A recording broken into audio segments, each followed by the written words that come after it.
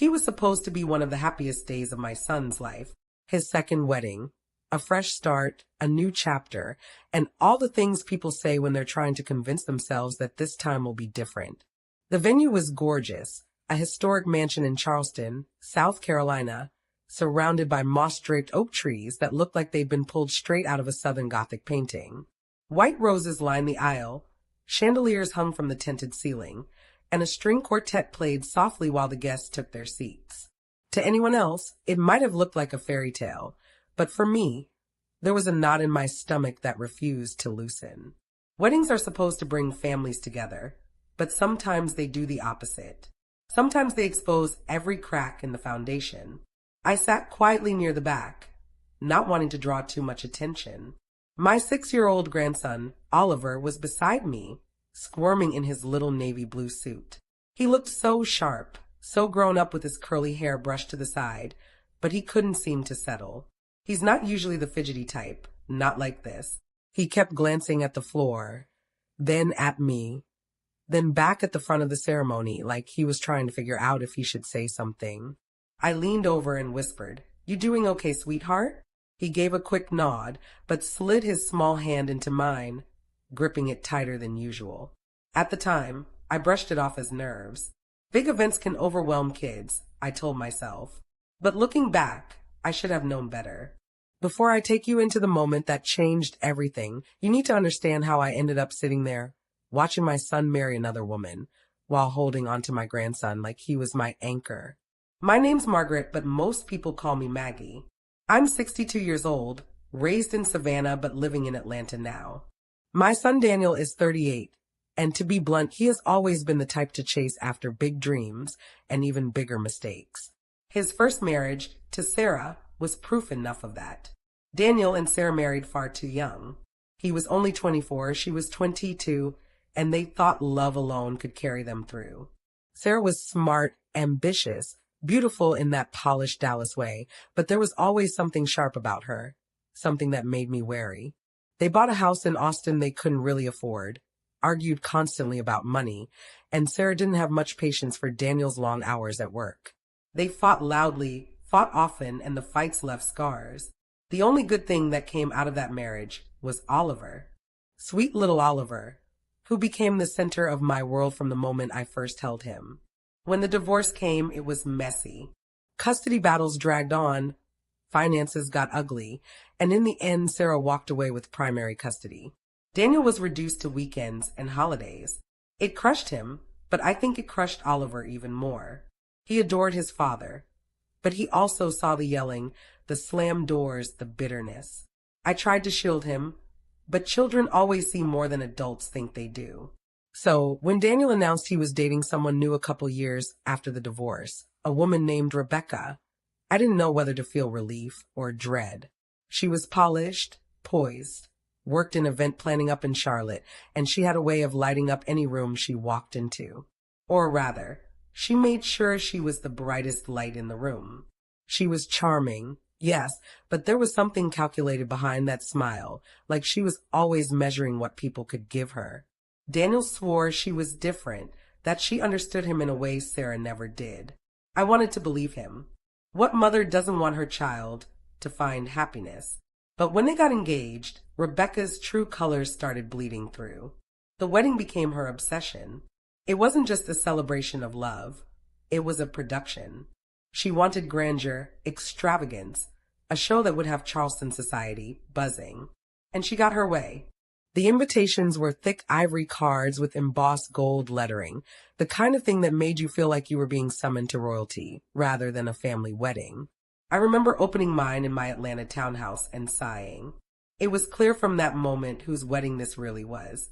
Still, I packed my best dress, booked a room downtown, and told myself I'd smile through it for Daniel's sake. Oliver was excited at least. He was the ring bearer, and he'd been practicing his walk with the little velvet pillow for weeks. That excitement made it bearable, gave me something to look forward to in the midst of all the spectacle. The day of the wedding, the mansion was buzzing with energy. Guests sipped champagne in the garden, waiters in crisp uniforms glided between groups with trays of hors d'oeuvres, and photographers darted around capturing every angle. Rebecca's family was everywhere, sharp-tongued Northeasterners with manicured nails and clipped accents. They looked right past me as if I were invisible. My family, smaller and quieter, huddled together at the edges. We didn't fit into Rebecca's carefully curated image, and we knew it. I slipped into my seat in the back row, grateful for the chance to watch without being watched. That's when I noticed Oliver shifting again. He tugged at his collar, glanced nervously under the table, then at me. I thought maybe he was just scared about walking down the aisle in front of everyone. I leaned down, whispered encouragement, but then he gripped my hand hard and whispered, "Grandma, I want to leave now." The urgency in his voice startled me. I bent closer and asked, "What's wrong, baby?" He glanced around quickly, then leaned in so close his lips brushed my ear and whispered, "Haven't you seen under the table?" My heart skipped a beat. At first I thought he was joking, or maybe he dropped something and was embarrassed to say. But the look in his eyes told me he wasn't playing. Oliver doesn't joke like that, not at moments like this. So I followed his gaze, hesitantly glancing down, and what I saw made my stomach twist. It wasn't his imagination at all. And in that instant I knew. The image of Daniel's perfect wedding wasn't just fragile, it was about to shatter completely, right there in that glittering Charleston mansion. I sat frozen, pulse pounding in my ears, clutching Oliver's hand like it was the only thing keeping me grounded. Around us, the ceremony continued as though nothing were wrong. Guests smiling, music drifting through the air, Rebecca glowing at the front of the aisle. None of them had the faintest clue what was happening right beneath their feet. And I didn't know what to do next. Do I stand up? Do I confront it? Do I wait until after the vows are said and risk letting the whole charade play out? My mind raced with possibilities, none of them good.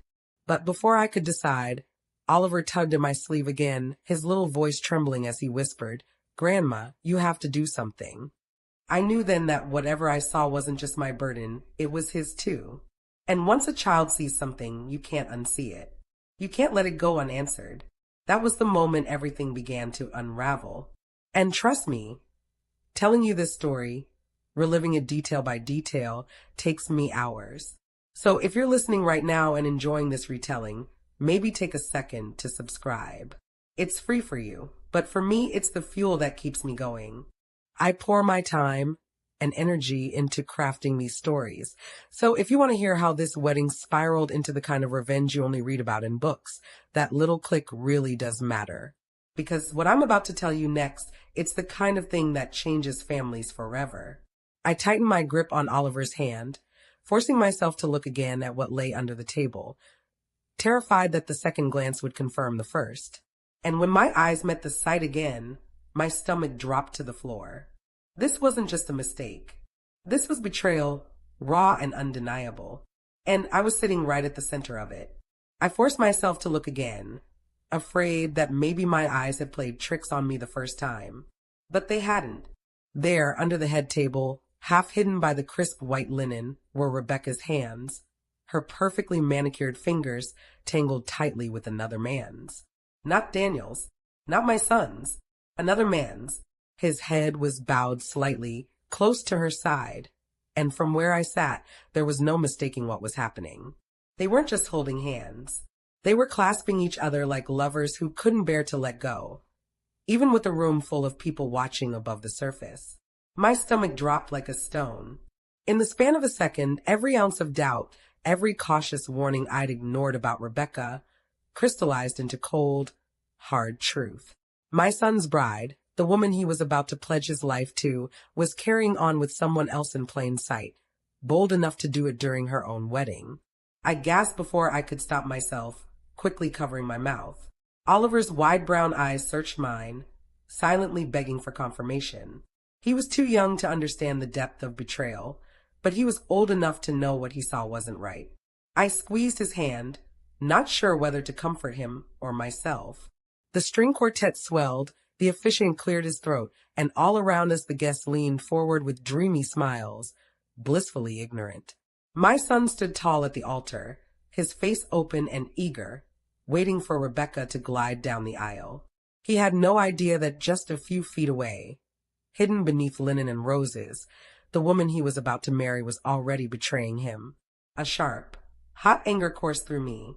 Anger at Rebecca for her cruelty, anger at the smug man beside her, and yes, even anger at myself.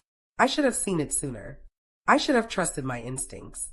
But most of all, my heart ached for Daniel, because no matter what mistakes he'd made in the past, he didn't deserve this. No one did. Oliver tugged on my sleeve again. "Grandma," he whispered urgently, "should we tell Daddy?" His innocent voice nearly broke me in two. How do you explain to a 6-year-old that sometimes the truth can't be blurted out? Not when the stakes are this high. I pressed a finger to my lips and whispered, "Not yet, sweetheart. Just sit with me for now." Inside, though, I was screaming. The ceremony began in a blur. The officiant's words washed over me, muffled and meaningless. Rebecca eventually stepped away from the table to make her entrance, her hand slipping from her lover's grasp as though nothing had happened. She floated down the aisle with her veil trailing, radiant as ever, the picture of a perfect bride. Only I and my grandson knew the rot hiding beneath that polished surface. My hands trembled in my lap, but I forced myself to stay seated. Bursting out in the middle of the vows would have caused chaos. Yes, but it also would have made Oliver the center of that chaos. I couldn't do that to him. So I sat, every nerve on fire, watching as Rebecca smiled sweetly at my son, her lips forming words of devotion that meant nothing. And all the while, the man at the head table sat smirking faintly, like he knew he held a secret that made him untouchable. The rage in me simmered hotter with every passing second. My mind raced with questions. Who was he? A family friend? Someone from her work? Did Daniel know him? Did she really think she could get away with this forever? Or worse, did she not even care if she got caught? By the time the officiant asked if anyone had reason these two should not be wed, my throat nearly closed up from the words I wanted to shout. I wanted to stand, to scream, to point and expose Rebecca for the snake she was. My hands actually pressed against the armrest of my chair, ready to push myself up. But then I felt Oliver's little hand clutching mine again, trembling. His eyes begged me not to cause a scene he didn't understand. That small, fragile touch kept me in my seat. For the rest of the ceremony, I sat frozen in silent agony. The applause when Daniel kissed Rebecca felt like a punch to the chest. My son beamed, oblivious, while his bride leaned into him with practiced perfection. If anyone else in the room suspected a thing, they didn't show it. To everyone else, it was a fairy tale come true. But to me, it was a nightmare unfolding in slow motion. I swallowed my fury as we moved into the reception, but inside I was already unraveling. Every laugh, every toast, every click of the champagne glasses grated against my nerves. Rebecca played her role flawlessly, draped on Daniel's arm, dancing and smiling. But every so often my eyes would flick to the man she'd been holding under the table. And every time I saw that same smug, knowing expression, I couldn't unsee it. By the time dinner was served, my decision was already forming in the pit of my stomach. This wasn't going to be swept under the rug. This wasn't going to be another mistake my son paid for in silence. Rebecca thought she could humiliate my family in broad daylight, but she had no idea who she was dealing with. I've lived long enough to know that revenge, when done right, isn't about screaming matches or ruined dinners. No, real revenge is patient. It's deliberate. And if Rebecca thought she could make a fool of my son and walk away unscathed, she was about to learn otherwise. The first step, though, was keeping my composure until the moment was right. And that night, as I tucked Oliver into the hotel bed beside me and kissed his forehead, I made myself a quiet promise. I wasn't just going to expose Rebecca. I was going to dismantle her world piece by piece, until there was nothing left of the illusion she'd built. The question was how. And when I discovered exactly who that man at the table was, the plan practically wrote itself. I barely slept that night. Even with Oliver breathing softly beside me in the hotel bed, my mind spun in endless circles, replaying the image over and over again. Rebecca's hand, entwined with another man's under that white draped table, the way their fingers clutched like a secret vow, the smug look on his face as though he knew he'd already won. It didn't matter how many times I closed my eyes, I couldn't unsee it. The morning sunlight in Charleston was unforgiving. It streamed through the hotel curtains, painting everything in harsh honesty.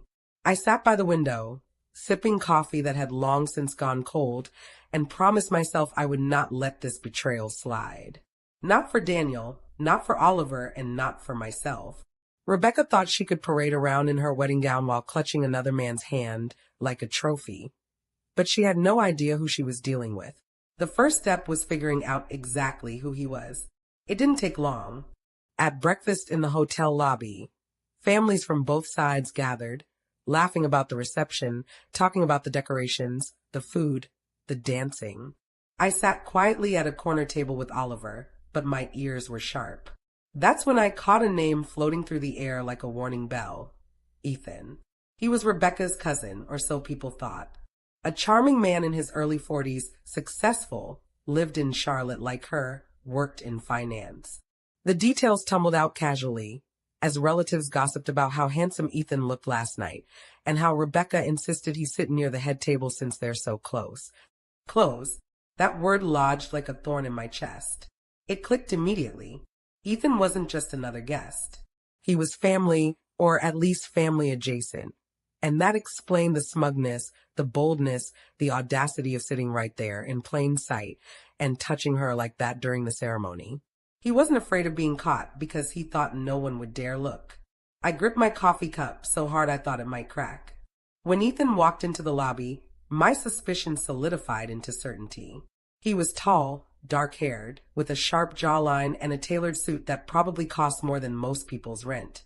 But it wasn't his appearance that confirmed it. It was the way Rebecca's eyes lit up when she spotted him across the room. Just for a second, just long enough for me to notice, the mask slipped. She looked at him with the kind of familiarity and hunger you can't fake. And then, almost instantly, she smoothed it over and turned to Daniel with a practiced smile. I felt my pulse thrum at my temples. Oliver tugged at my sleeve. "Grandma, that's him," he whispered, pointing carefully so no one else noticed.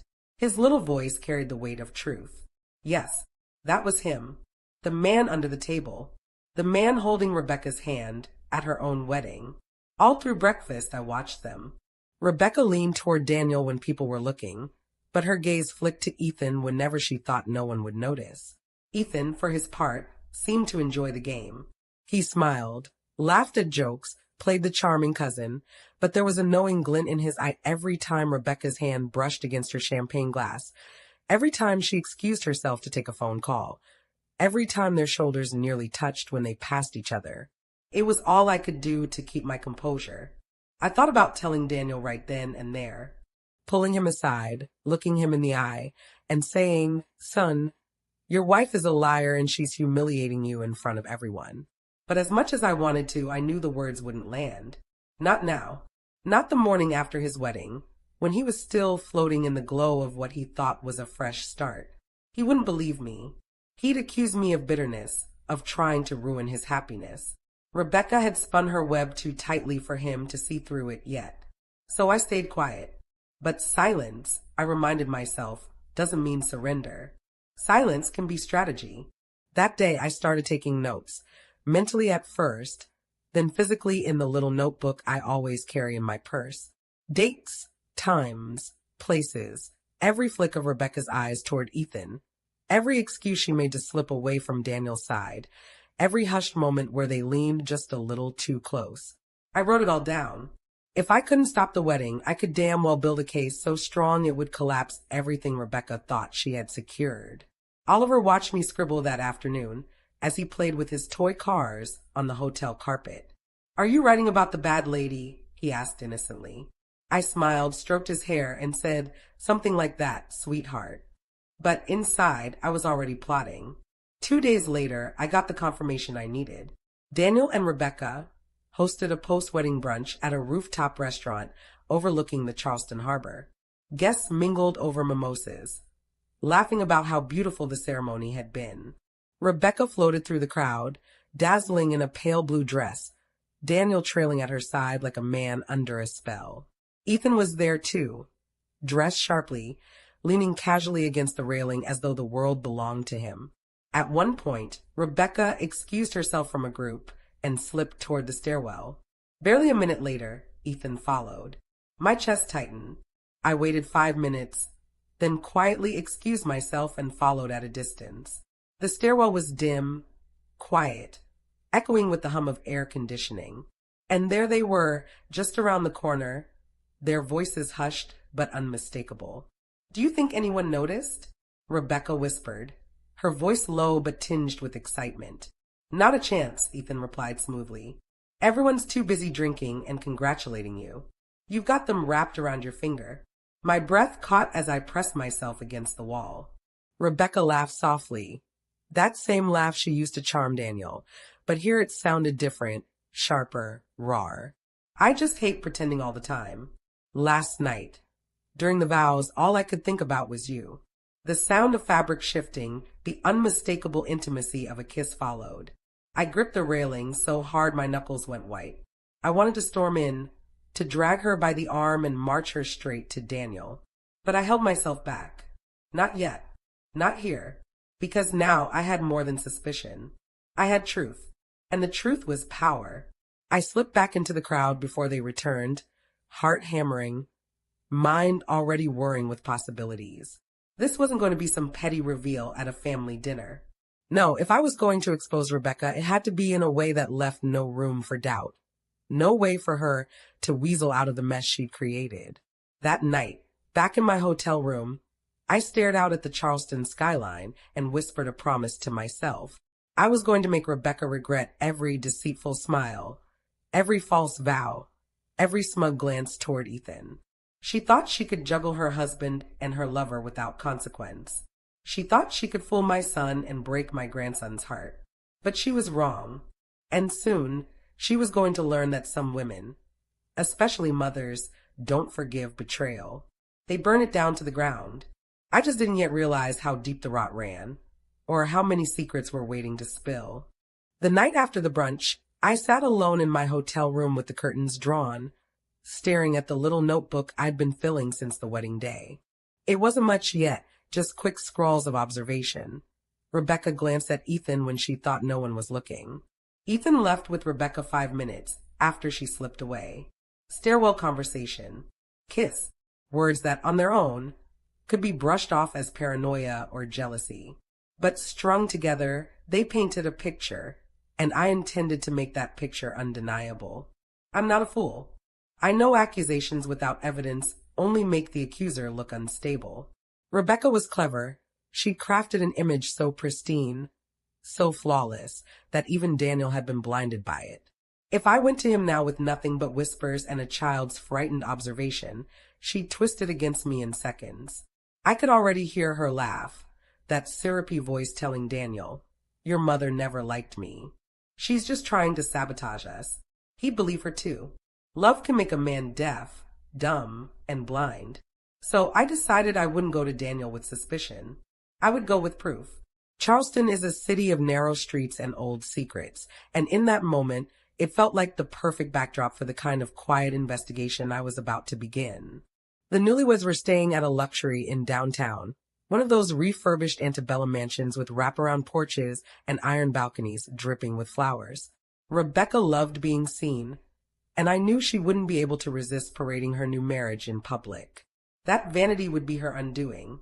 The first time I followed them, I felt like a thief. I walked 2 blocks behind, Oliver holding my hand, his eyes wide as we trailed them toward King Street. They strolled hand in hand, Daniel carrying shopping bags, Rebecca pointing out boutiques with exaggerated enthusiasm. From anyone else's view, they looked like the perfect couple enjoying their honeymoon glow. But I watched closely. I saw the way she glanced at her phone when Daniel wasn't looking, the way her smile faltered when she thought no one was paying attention. Later that afternoon, I dropped Oliver off with a sitter at the hotel and told him I had errands. In truth, I returned to the inn, sat on a shaded bench across the street, and waited. Hours passed, the heat thick and sticky, but patience has always been one of my strengths, and eventually it paid off. Ethan arrived. He didn't knock like a polite cousin paying a visit. He walked straight in through the side entrance, like he'd been there before, like he belonged. I watched my son leave a half hour later, a phone pressed to his ear. his stride brisk and distracted. Rebecca never followed. I knew deep in my gut what that meant. My hands trembled as I scribbled the time in my notebook. Evidence. That's what this was now. Evidence that would grow stronger with every observation, every slip-up. The next day, I decided I needed help.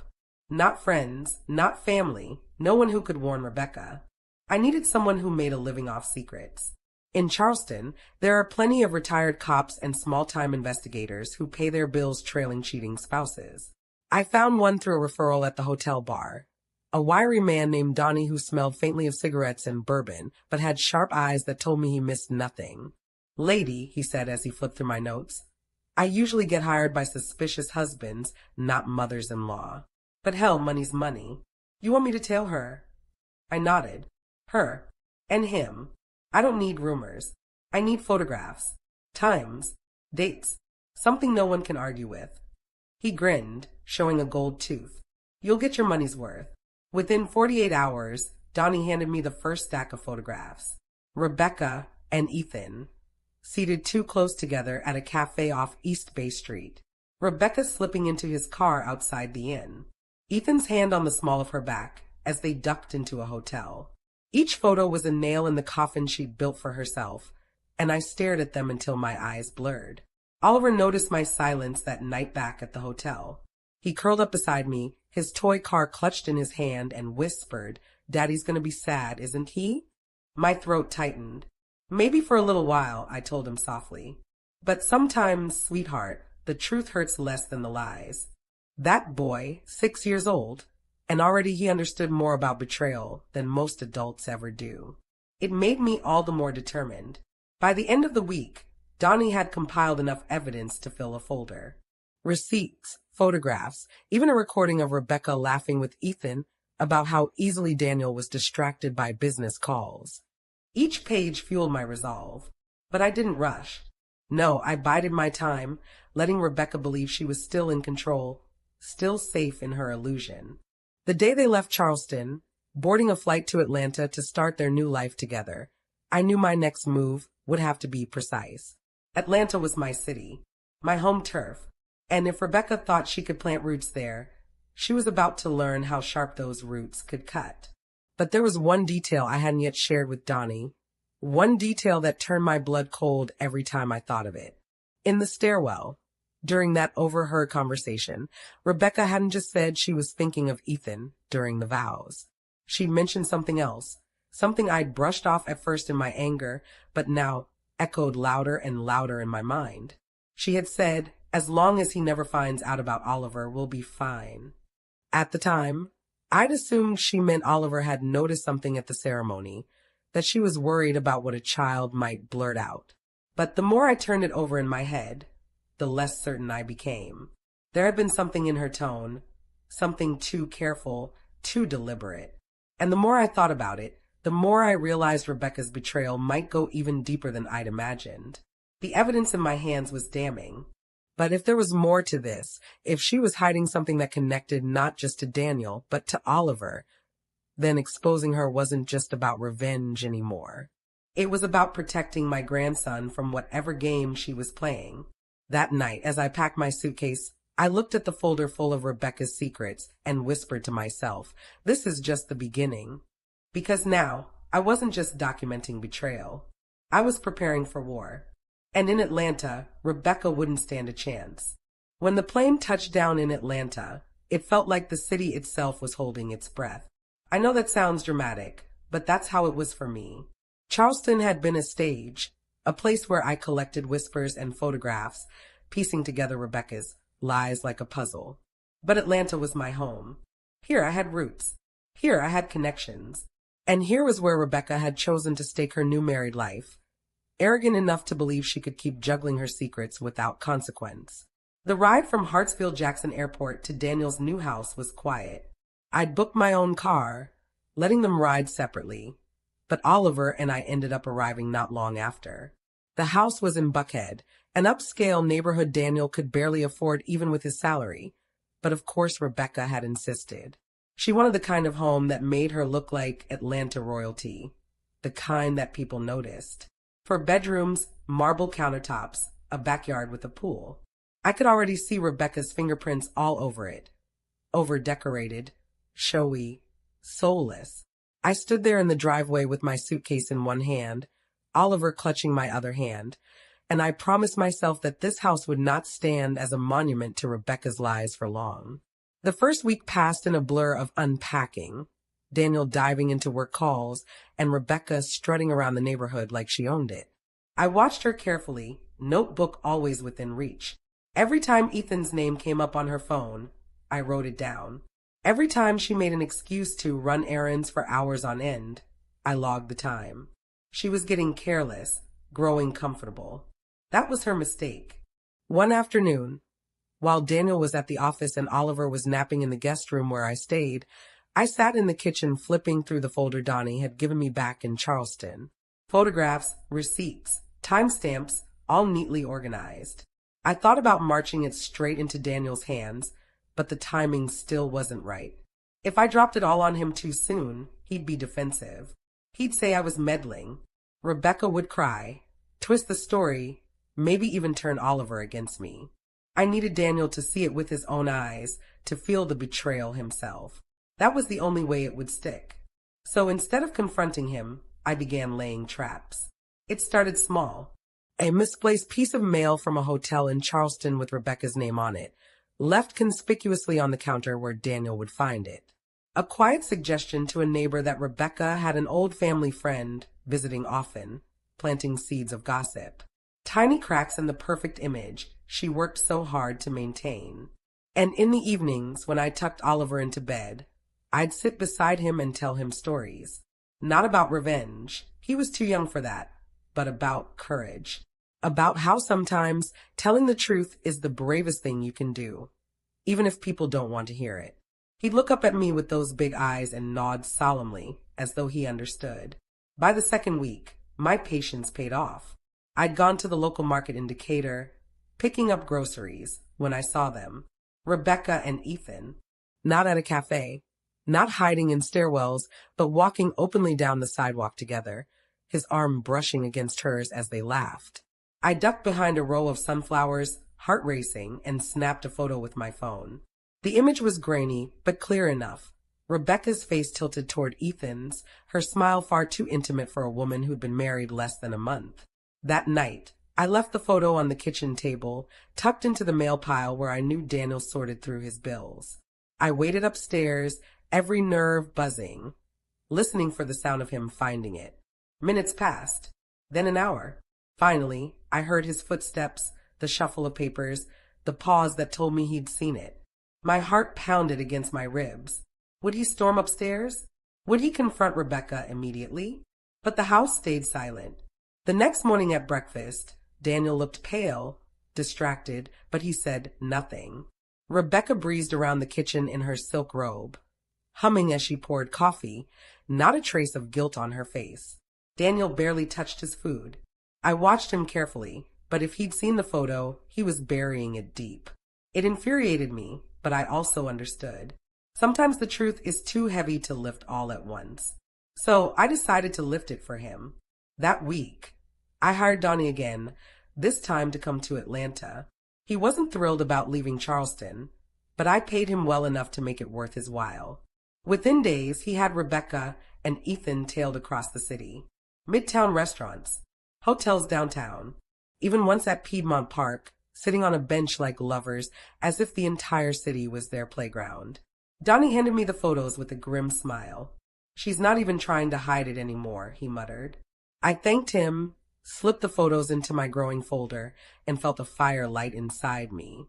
This wasn't just about catching Rebecca in the act anymore. This was about humiliation.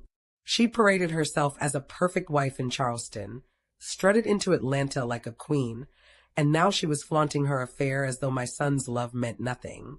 She needed to be exposed in a way so complete, so undeniable, that there would be no recovering her reputation. But exposure alone wasn't enough. I wanted her to feel it, to lose the very things she prized most: status, comfort, and control. That's when the idea struck me. The charity gala. Rebecca had been talking about it nonstop, a high-profile event at the Atlanta History Center where half the city's elite would gather. She'd been volunteering on the planning committee, angling for the spotlight, eager to show herself off as Daniel's glamorous new wife. She wanted the photographs, the attention, the whispers of admiration. It was going to be her stage, and it was going to be where I destroyed her. I didn't tell anyone my plan, not even Oliver, though I could feel his little eyes watching me as I pored over the evidence at night. "Are you going to stop the bad lady soon, Grandma?" he asked one evening, his voice small but determined. "Soon," I promised, kissing his forehead. "But we have to be patient. Good things take time." He nodded, satisfied, and curled up with his toy car. And I thought to myself how unfair it was that a child so young had to carry knowledge of such ugliness. But maybe, just maybe, he'd remember the strength instead of the pain. The night of the gala approached, and I tucked the folder into my bag like a weapon. My heart beat steady, my mind sharper than it had been in years. Rebecca wanted to bask in the glow of Atlanta's elite. Instead, she was about to watch her perfect world collapse around her. And as I fastened my necklace in the mirror before leaving the house, I whispered to my reflection, "You wanted a show, Rebecca. Tonight, you'll get one." Atlanta sparkled that night. The city has a way of dressing itself up, hiding its grit under lights and laughter, and nowhere was that more apparent than at the History Center's ballroom. Chandeliers dripped crystal, violins hummed in the background, and everywhere I looked, the city's so-called elite floated about in gowns and tuxedos, clutching champagne flutes as if they'd been born holding them. Rebecca thrived in places like this. She had been planning for weeks. Her gown was designer, her hair a cascade of soft curls, her makeup done by someone flown in from Buckhead. She clung to Daniel's arm, introducing herself to anyone with a title or a bank account, smiling that perfect smile she'd weaponized since the day she met him. But I wasn't watching Rebecca the way others were. I was watching her cracks, the flicker of her eyes toward the door whenever someone new walked in, the quick glance at her phone, the subtle tension in her jaw when Daniel stepped away to speak with a colleague. She was restless, waiting for something, or rather, someone. And sure enough, 20 minutes in, Ethan strolled through the grand entrance like he owned the place. He wasn't dressed as sharp as Daniel, not quite as polished, but Rebecca's reaction gave him the edge. Her lips parted ever so slightly, her eyes softening in a way that no one but me seemed to notice. It was subtle, yes, but I caught it. I always catch it. I sipped my wine and felt my stomach twist. For a moment, anger nearly got the better of me. I wanted to march across that room, drag her by her jeweled wrist, and shove the truth in Daniel's face. But I didn't come here for an impulsive scene. I came here for a performance, and I had prepared for the stage. The evidence folder weighed heavy in my purse. Photographs, receipts, Donnie's reports, even the grainy recording of their stairwell conversation. Months of lies, reduced to paper and ink. Enough to ruin her not just in Daniel's eyes, but in the eyes of everyone she'd worked so hard to impress. The program began, speeches from the hosts, an auctioneer rattling off bids for charity items, polite applause echoing against the marble walls. Rebecca glided through it all like a starlet, laughing at the right moments, leaning against Daniel's arm, as though they were the picture of devotion. I almost had to admire her skill. Almost. And then came the moment I'd been waiting for. The MC, a silver-haired man with a booming voice, announced Rebecca as one of the gala's special contributors. She'd been bragging for weeks about this recognition, desperate to cement herself as a pillar of Atlanta society. The spotlight hit her, and she stepped forward, beaming, waving gracefully to the crowd. Cameras flashed. Daniel clapped proudly, oblivious to the dagger poised above his head. My hand slipped into my purse, fingers brushing the folder. I rose slowly from my seat, heart pounding but steady, and made my way toward the stage. The MC, caught off guard, gave me a confused smile as I approached. "Excuse me," I said, my voice calm but carrying across the hushed room. "Before we continue, I believe it's only fair that everyone here sees the full picture of tonight's honoree." The air changed instantly. Whispers rippled through the crowd. Rebecca's smile faltered for the first time, her eyes widening as she spotted the folder in my hand. Daniel stood, his voice tight. "Mom, what are you doing?" I looked at him briefly, then at Rebecca. Telling the truth. I placed the folder on the podium and opened it wide. Photographs spilled across the gleaming wood. Rebecca and Ethan at cafes, hotels, park benches. Receipts for rooms booked under her name. And at the very top, the photo I'd taken in Decatur, her head tilted toward Ethan with a smile that no one could mistake. The silence that followed was suffocating. Then gasps, murmurs. Someone in the back whispered Ethan's name, and suddenly the whole room seemed to know. Rebecca's mask shattered. She lunged forward, grabbing at the photographs, hissing under her breath, "You vindictive old." But it was too late. Daniel had already seen. His face drained of color as his eyes flicked from photo to photo, then up to Ethan, who stood frozen near the bar. His charm evaporated. "You," Daniel's voice cracked, sharp enough to cut through the room. "You've been," he couldn't even finish. His hands trembled as he backed away from her. Rebecca stammered, her voice rising in a desperate pitch. "It's not what it looks like. They're lying. This is a setup." She looked around wildly, searching for allies, but all she found were cold, judgmental stares. The very crowd she had tried so hard to impress now watched her unravel with undisguised delight. Ethan tried to slip out the side, but whispers chased him like hounds. His name hissed through the crowd, his reputation unraveling thread by thread. Daniel turned to me then, eyes blazing, a mixture of betrayal and disbelief. "How long have you known?" I met his gaze steadily. "Long enough to know you deserve the truth." Rebecca's face contorted, caught between rage and panic. "She's been trying to ruin us since the beginning." "Daniel, please, you can't believe." But he wasn't listening. He shoved past her, stumbling toward the exit, his world collapsing around him. Rebecca reached for his arm, but he pulled away as though her touch burned. The MC tried to regain control, tapping the microphone, but the damage was done. The gala had transformed into a spectacle. The fall of Rebecca lay bare before Atlanta's finest. And I stood there, calm, steady, watching her kingdom crumble. I slipped the rest of the folder back into my purse and turned to leave. My work wasn't finished, not yet. But tonight, the first strike had landed. Rebecca's perfect image was fractured, and there would be no gluing it back together. As I stepped out into the cool night air, my phone buzzed with a message. A number I didn't recognize. "You don't know what you've started." I stared at the words, my pulse quickening. It wasn't signed, but I didn't need a signature. I knew it was Ethan.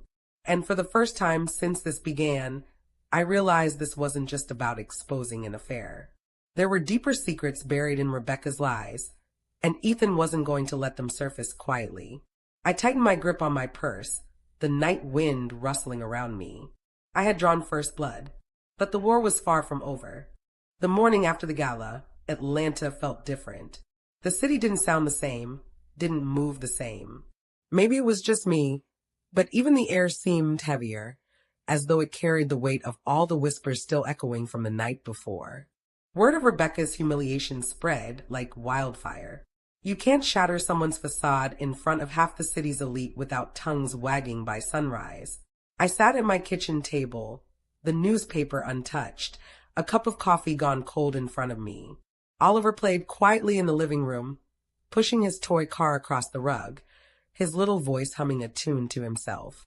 He was too young to understand what had really happened, but he could feel the tension. Children always can. My phone buzzed again. Another unknown number, another text. "If you keep digging, you'll regret it. Ethan." I stared at the words, my jaw tight. The audacity of him. After everything, after being caught red-handed, he still had the gall to threaten me. But his panic told me something important. There was more to the story. He wasn't just worried about the affair being exposed. He was protecting something else, something bigger. Daniel didn't come home that night after the gala. I knew he couldn't have gone back to the house.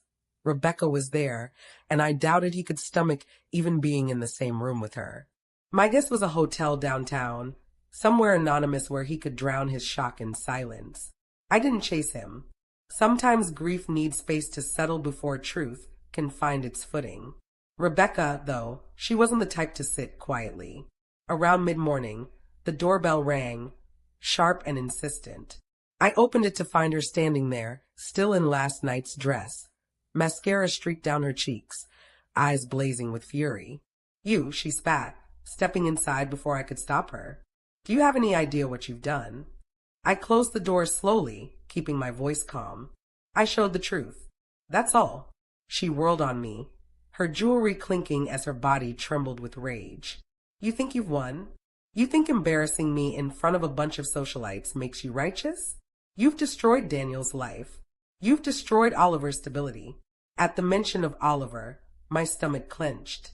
She said his name like it was a weapon, her tone too sharp, too deliberate. I studied her, every muscle in my body tense. Oliver's stability? I repeated carefully. Funny, I thought you'd be more worried about your own reputation. Her eyes flickered, just for a second. A slip. Then her mask returned, brittle but present. You're meddling in things you don't understand, she hissed. Leave it alone or you'll regret it. She turned and stormed out, slamming the door behind her, leaving the scent of her perfume hanging in the air like smoke after a fire. I sank into a chair, my hands trembling, not from fear, but from realization. Both Ethan and Rebecca had mentioned Oliver in their warnings. Not Daniel. Not themselves. Oliver. That could only mean one thing. Whatever secret they were hiding, it was tied directly to my grandson. That afternoon, I went digging. Literally. I pulled out old photo albums, birth certificates, hospital records, anything I could get my hands on. Daniel had been too trusting back then, too besotted with Rebecca when Oliver was born to ever question anything. But I remembered details, dates, times, the gaps in Rebecca's stories. The deeper I looked, the more uneasy I became. Oliver's birth certificate was clean enough on the surface, Daniel listed as the father. But something about the timeline gnawed at me. Rebecca and Daniel had been on a break when she announced the pregnancy. I remember Daniel confiding in me about it, how he wasn't sure where things stood, how he was surprised when she showed up months later with news of a baby on the way. At the time, I chalked it up to love's messy timelines. Now, with Ethan lurking in the shadows, it painted a different picture. That evening, Daniel finally came home. He looked like a man who'd aged 10 years overnight. His shoulders sagged, his eyes bloodshot, his wedding band gone from his hand. He collapsed into a chair without a word, and for a long time, we just sat in silence. Finally, he spoke, his voice raw. Mom, how long? I swallowed hard. Since Charleston. Oliver saw something at the wedding, and I couldn't ignore it. His face crumpled, and my heart ached for him. I really thought this time would be different. She fooled you, I said softly. She fooled all of us. But you don't have to let her keep doing it. He rubbed his face, exhausted. The lawyers are already calling. Half of Buckhead knows by now. She's toxic, Mom. I don't even care about the house. The money, she can burn it all. But Oliver, his voice broke. I can't lose my son. There it was, the crack in the surface, the thing that tied us all together. You won't lose him, I said firmly. But Daniel, there's something you need to prepare yourself for. He looked at me sharply, panic flickering in his eyes. What do you mean? I hesitated, weighing my words. I couldn't tell him without proof. Not yet. If I was wrong, I'd only be pouring salt into his wounds. But if I was right, just promise me, I said, leaning forward, no matter what we find, you'll put Oliver first. He's innocent in all of this. Daniel's jaw tightened, his eyes glistening. Always. That night, long after he went to bed, I sat by the window with my phone, staring at the folder of evidence I'd already gathered. It wasn't enough anymore. Exposing the affair had been step one, but the real battle was just beginning. If Ethan was Oliver's father, if Rebecca had lied about something that fundamental, then everything Daniel thought he knew about his life was a lie. And Rebecca would have built her entire kingdom on sand. I opened a new page in my notebook and wrote at the top in firm, steady letters, find the truth about Oliver. This wasn't just about revenge anymore. It was about protecting my grandson from a woman who would use him as a pawn in her twisted games. And I promised myself as the city lights flickered outside my window that I would burn every bridge, every lie, every mask Rebecca had ever worn until the truth stood naked in the light. The next morning, I called Donnie. Change of plans, I told him. I don't just need proof of an affair anymore. I need background, medical records, anything you can dig up about Ethan and Rebecca during the time Oliver was conceived. There was a pause on the line, then a low whistle. Lady, you're asking me to poke a hornet's nest. I'll pay double, I said, my voice like steel. Another pause. Then, all right. But once we open this door, there's no going back. I hung up, staring at Oliver as he sat at the table munching his cereal, his little legs swinging. He looked up at me and grinned, milk on his chin, pure innocence in his eyes. And I knew right then I would walk through fire if it meant protecting that boy, even if it meant facing down Rebecca and Ethan at their ugliest. Atlanta has a way of swallowing secrets. Old houses with locked attics, country clubs where whispers pass like contraband, hospitals that bury records under bureaucratic layers. But I've lived here long enough to know that no secret is airtight forever. Not when you have someone like Donnie pulling at the seams. He called me 3 days after I'd given him his new assignment. His voice on the line was low, serious, stripped of its usual cocky drawl. Lady, I've found some things. You'd better sit down. I already was perched at the kitchen table with my notebook spread out in front of me. Oliver sat nearby with his crayons, humming as he scribbled on construction paper. My heart clenched at the innocence of it, the way his little tongue poked out in concentration while I braced myself for whatever storm was about to come through the receiver. Tell me, I said. Donnie exhaled, the sound scratchy against the line. Rebecca was seeing Ethan long before Daniel ever got back together with her. I pulled cell records, calls, texts going back years. Their affair didn't just start recently. It was ongoing, off and on, but consistent. My stomach sank, even though I'd expected it. And the timeline? That's the kicker. Papers shuffled on his end. Rebecca told Daniel she found out she was pregnant in May, right? Yes, I whispered. I remembered it clearly. The way she'd announced it with practiced surprise, the way Daniel had wept, his hands trembling as he held the sonogram. Well, Donnie continued, I checked hospital records. She had an OB appointment in March.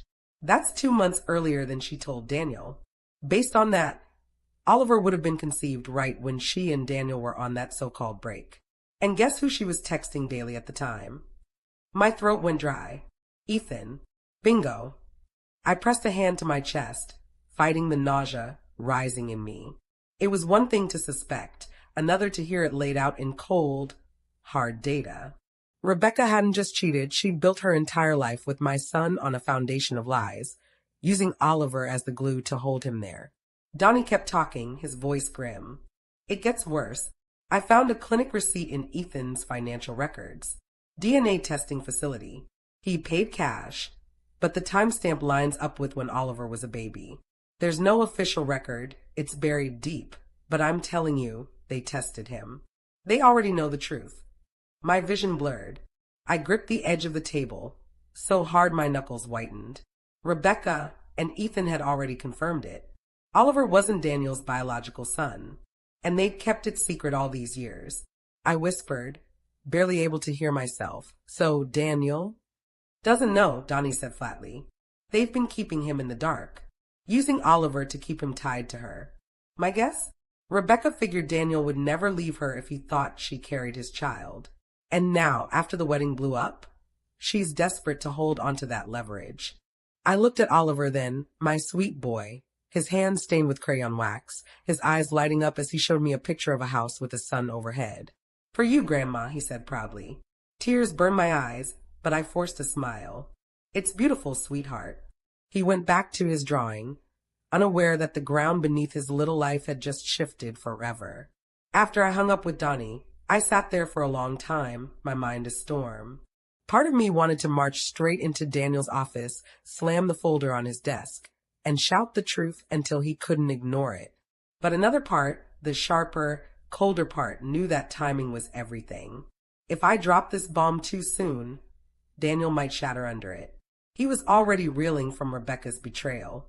Learning Oliver wasn't his son could break him completely. No, I had to be careful. Precise. Surgical. Rebecca showed up again the next day, her face pale but defiant. She didn't bother knocking this time, just barged in as though she still owned the place. "Where's Daniel?" she demanded, her voice tight. "At work," I replied coolly, folding laundry at the counter. She crossed her arms, her jewelry jangling. "He won't answer my calls. He won't see me. Do you have any idea what that's doing to Oliver?" I raised my head slowly, meeting her eyes. "Oliver is fine. He's loved. What you should be worried about is the day Daniel learns he isn't his." Her face drained of color. For once, the mask slipped completely. She opened her mouth, closed it again, then hissed, "You don't know what you're talking about." But her trembling hands betrayed her. "I know enough," I said softly. "And soon Daniel will too." Rebecca leaned across the counter, her voice low and venomous. "If you tell him, you'll ruin Oliver's life. Do you want him to grow up thinking he was the mistake that broke his family?" Her words hit hard, but I held my ground. "The only mistake here was you," I shot back. "Using that boy as a pawn. He's not the one who should be ashamed, you are." She recoiled. Her face twisted with fury, but she didn't argue further. She stormed out, slamming the door so hard a picture frame rattled on the wall. I sank into a chair, my chest heaving. Rebecca's desperation told me everything I needed to know. The truth about Oliver was her deepest, darkest secret, the one she feared most. And if she feared it, that meant it was my greatest weapon. That night, Daniel came home late. He looked hollow, but there was a new edge in his eyes, a fire I hadn't seen before. He poured himself a drink and sat across from me at the table. "She came to see me today," he said quietly. "Begged. Cried. Said it was all lies." He rubbed his temples. "I don't know what to believe anymore, Mom." I reached across the table, resting my hand on his. "Believe what you see, not what she says." His eyes searched mine, desperate.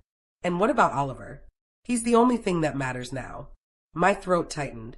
I wanted to tell him everything, but the words stuck. Not yet. Not until I had the final piece of proof that couldn't be twisted, couldn't be denied. "So instead," I said, "then fight for him. No matter what." He nodded slowly, his jaw set. And in that moment, I knew. When the time came, Daniel would be ready for the truth. The next morning, Donnie called again. "Lady, you asked me to dig deep." Well, I did. And I found something you're not gonna like. My chest tightened. "What is it?" He hesitated.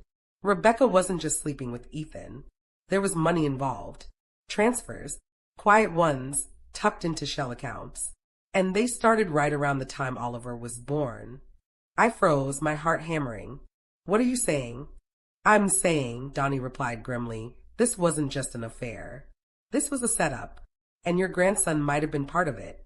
The line went dead silent between us, the weight of his words crashing down. I gripped the phone, staring across the room at Oliver as he built towers with his blocks, innocent and happy. My sweet boy, caught in the middle of something far uglier than I'd ever imagined.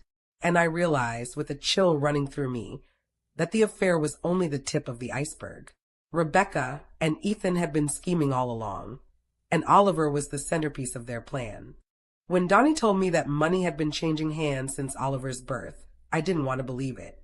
Cheating I could stomach. Betrayal I could fight. But using a child, my grandson, as leverage in some twisted scheme, that was beyond cruelty. That was evil. "Show me," I told him the next day, meeting him at a diner just off Peachtree Street. The place was quiet, the kind of greasy spoon where the waitresses called you Han and poured coffee until your cup overflowed. Donnie slid a thick manila envelope across the table. "Bank statements. Transfers. Look close. You'll see the pattern." My fingers trembled as I pulled the papers out. Numbers lined the pages, cold and damning. Money moved from Ethan's accounts into Rebecca's, disguised through shell companies. It started small, 500 here, 1,000 there, just months after Oliver was born. But by the time Daniel had proposed again, the amounts had grown into tens of thousands. "They were laundering," Donnie said, keeping his voice low. "Or maybe blackmailing. Hard to tell which. But it's steady, like clockwork. Every month." I swallowed hard, my coffee suddenly bitter on my tongue. So Rebecca was what? Paid to stay with Daniel? Paid to keep the lie going? Donnie shook his head. More like paid to make sure Daniel stayed hooked. Think about it, your son's a decent man, comes from a respectable family, and he's in real estate development in Atlanta. Connections, reputation, contracts. Ethan's in finance, and Rebecca's the perfect bridge between them. They used Oliver to tie Daniel to Rebecca, and Rebecca to Ethan. It's not just personal, lady, it's business. My chest tightened, fury clawing at my ribs. They hadn't just betrayed Daniel's heart. They turned his entire life into a transaction. And Oliver was just the glue that held their con together. Do you have proof it was about Oliver? I asked, my voice a whisper. Donnie leaned in. One of the transfers was marked with a memo. Just one, early on, before they got careful. It said for support. Oh. I closed my eyes, bile rising in my throat. That was it. Proof. Ethan had been paying Rebecca off under the guise of support for Oliver, his son, not Daniel's. I folded the papers carefully, my hands steady despite the storm inside me. Thank you, Donnie. This is what I needed. He gave me a long look, one eyebrow raised. You're not done yet, are you? I met his gaze, my voice like steel. Not by a long shot. Back at home, I sat at the kitchen table long into the night, the evidence spread around me like puzzle pieces. Rebecca and Ethan had built an empire of lies, but every empire has a weak point. And I just found theirs. Daniel came home late again, shoulders slumped, eyes hollow. He sat down heavily across from me, staring at the papers without a word. What's all this? He asked finally, his voice raw. I took a deep breath. It's the truth, Daniel. About Rebecca, about Ethan, and about Oliver. His head snapped up, panic in his eyes. What about Oliver? I hesitated. This was the moment that could shatter him. But he deserved to know. So I slid the memo across the table. For support. Oh. He stared at it, confusion twisting into horror. No, that's not, his voice cracked. Are you saying? I reached across the table, covering his hand with mine. Daniel, Oliver isn't yours. Biologically. He's Ethan's. The silence that followed was deafening. Daniel's face crumpled, his whole body trembling. He shoved the papers away, stood abruptly, paced the kitchen like a trapped animal. No, that can't. He stopped, gripping the counter, his knuckles white. All these years. She knew. They both knew. I rose, tears burning in my eyes. But listen to me, Daniel. Oliver doesn't know. To him, you're his father. His only father. And nothing changes that. Blood doesn't make a dad. Love does. He turned to me then, his eyes wet, his face twisted in anguish. But how do I fight this? How do I keep him when the truth comes out? I held his gaze, my voice firm. By showing everyone exactly who Rebecca is. By exposing not just the affair, but the money, the lies, the manipulation. Once the truth is out, no judge in Fulton County will give that woman custody. Daniel's chest heaved, his fists clenched. For the first time since the wedding, I saw anger spark in his eyes, not just grief, not just despair, but righteous fury. You're right, he said hoarsely. I won't let her take him from me. Not after everything. That night, as Daniel slept fitfully, I sat awake, formulating the plan. It wasn't enough to confront Rebecca. She was too slippery, too skilled at twisting the narrative. No, I needed to corner her, trap her in her own lies.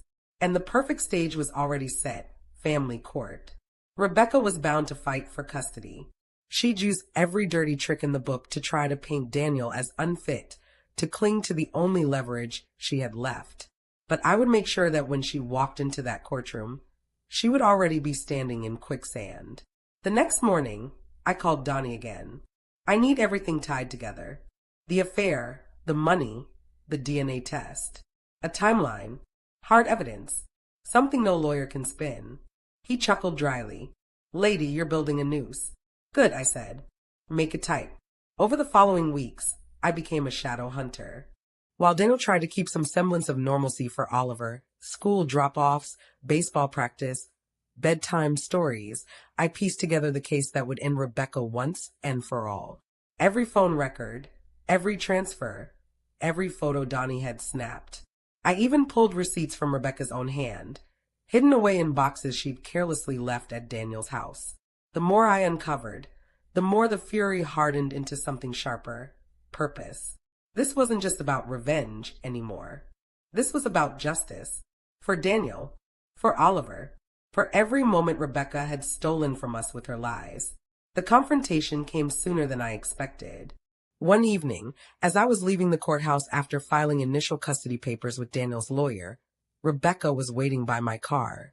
She stepped out of the shadows, her face pale but her eyes blazing. "You think you've won, don't you?" she hissed. I opened my car door calmly, refusing to flinch. "This isn't about winning, Rebecca. It's about the truth." She laughed bitterly. "Truth? You think a judge will care about your little stack of papers? Daniel isn't Oliver's father. That's the only truth that matters." Her words sliced, but I stood tall. "You've underestimated him. And me. Blood doesn't decide fatherhood. Rebecca. Character does. And when the court sees what you and Ethan did, how you used Oliver as a pawn, they'll tear you apart." Her lips curled, venom dripping from every syllable. "You'll regret this. Both of you." I leaned close, my voice low and steady. "No, Rebecca. The only one who'll regret anything is you." She glared at me, trembling with rage, then turned on her heel and stalked away into the night. I sat in my car for a long moment afterward, my hands gripping the steering wheel, my heart pounding. That had been her last bluff, her final attempt at intimidation. And it hadn't worked, because for the first time, she knew she was cornered. And soon, in that courtroom, the whole world would know it too. Family court in Fulton County isn't glamorous. It isn't gilded halls or sweeping staircases. It's beige walls, squeaky chairs, the faint smell of burnt coffee. But as I sat in that courtroom beside Daniel, with Oliver's future hanging in the balance, it felt more monumental than any cathedral. Rebecca entered like she was walking a runway, her lawyer trailing behind her with an armful of files. Her hair was perfectly styled, her suit tailored, her expression the picture of indignation. If you didn't know better, you'd think she was the victim in all this. But I knew better. And by the end of the day, everyone else would too. Daniel sat rigid beside me, his jaw tight, his eyes locked on the table in front of him. He was holding it together for Oliver's sake, but I could feel the storm beneath his calm surface. I reached over, squeezed his hand once, then faced forward. The proceedings began with Rebecca's lawyer painting her as the picture-perfect mother. A devoted parent, a woman wronged by a husband who had abandoned her. They twisted half-truths into sob stories, and Rebecca even dabbed at her eyes with a tissue at one point. It was theater, plain and simple. Then it was Daniel's lawyer's turn. Calmly, methodically, he began laying out the evidence I had gathered. The affair, the financial transfers, the DNA test receipt. Each piece was a brick in the wall, boxing Rebecca in. When the memo for support, was read aloud, the air in the courtroom shifted. Even the judge leaned forward slightly, his brow furrowed. Rebecca's mask slipped for the first time, her composure cracking just enough for me to see the panic underneath. Her lawyer tried to object, to claim the evidence was circumstantial, but Daniel's attorney pressed on, hammering home the pattern of deception. He reminded the court that Daniel had been Oliver's father in every way that mattered: his provider, his caretaker, his role model. And then he turned to Rebecca, his voice sharp as a blade. "Mrs. Callahan, would you like to explain why Mr. Evans," he held up a photo of Ethan, "has been funneling money into your accounts for the last 6 years?" The silence was deafening. Rebecca's lips parted, but no sound came out. The judge's gaze sharpened. "Answer the question, Mrs. Callahan." Rebecca stammered, her voice trembling. It was help. For Oliver. That's all." Daniel's lawyer pounced. "Help for Oliver? From a man who just happens to be your lover, whose name appears on DNA testing records, connected to your child?" Rebecca's face went white. Her lawyer scrambled to object again, but the damage was done. Daniel finally lifted his head, his voice quiet but steady as he spoke directly to the judge. "Your Honor, I may not share Oliver's blood, but I am his father. I have been since the day he was born." Rebecca used him as leverage, as a pawn, while she built her life on lies. I won't let her do it anymore. The courtroom was silent for a long moment. Even Rebecca seemed stunned. her mouth opening and closing like a fish gasping for air. And in that silence, I felt a swell of pride so fierce it nearly broke me. Daniel wasn't just surviving anymore. He was standing tall, claiming his place as the man Rebecca had tried so hard to tear down. The judge finally spoke, his tone firm. I've heard enough for today. Based on the evidence presented, I am granting temporary sole custody to Mr. Callahan pending further review. Mrs. Callahan's visitation will be supervised. The gavel came down with a sharp crack, and just like that, the tide turned. Rebecca erupted, her voice shrill. This isn't over. You can't do this to me. She lunged toward the bench, but her lawyer grabbed her arm, hissing at her to stop. I watched her, calm and steady, as the bailiff guided her out of the courtroom. For the first time, she looked small, defeated, stripped of the control she had clung to so desperately. Outside, Daniel sank onto a bench, his face in his hands. He wasn't crying, he was breathing, deep and shaky, as though he'd been underwater for years and was finally breaking the surface. Oliver came running up then, having waited with a sitter during the proceedings. He leapt into Daniel's arms, wrapping his little arms around his father's neck. "Daddy, are we going home now?" he asked, his voice muffled against Daniel's shirt. Daniel's voice broke as he answered, "Yeah, buddy, we're going home." I turned away, giving them their moment, tears slipping down my own cheeks. It was over. At least, the worst of it was. Rebecca would fight, of course. She'd appeal. She'd throw tantrums. She'd try every trick she knew. But the foundation was gone. The mask was shattered. And Daniel had Oliver. That was all that mattered. As we walked out of the courthouse into the bright Atlanta sun, I felt lighter than I had in months. Justice had been served, not in some dramatic explosion, but in the steady, methodical way lies eventually unravel when truth refuses to stay buried. Later that night, as I tucked Oliver into bed at my house, he looked up at me sleepily. "Grandma." "Yes, sweetheart." "Are the bad people gone now?" My throat tightened. I brushed his hair back from his forehead and kissed him softly. "They can't hurt us anymore, baby. Not ever again." He smiled, his eyes fluttering shut, and within minutes he was asleep, his little chest rising and falling in peace. I sat by his bed for a long time, just listening to that steady rhythm, letting the quiet settle into my bones. And for the first time since that wedding in Charleston, I believed it. We were safe. Now, if you've made it this far with me, through all 10 chapters, all the lies, the heartbreak, the late nights I've spent piecing this story together, you must see how much time and energy goes into telling it right. If you want to hear more stories like this, the best way you can support me is by subscribing. It doesn't cost you anything, but it means the world to creators like me who spend countless hours weaving these tales. Because sometimes the only way to make sure the truth gets heard is to have people willing to listen. So if you were in my shoes, would you have handled Rebecca the same way? Or would you have taken a different path? Let me know in the comments. I'll be reading.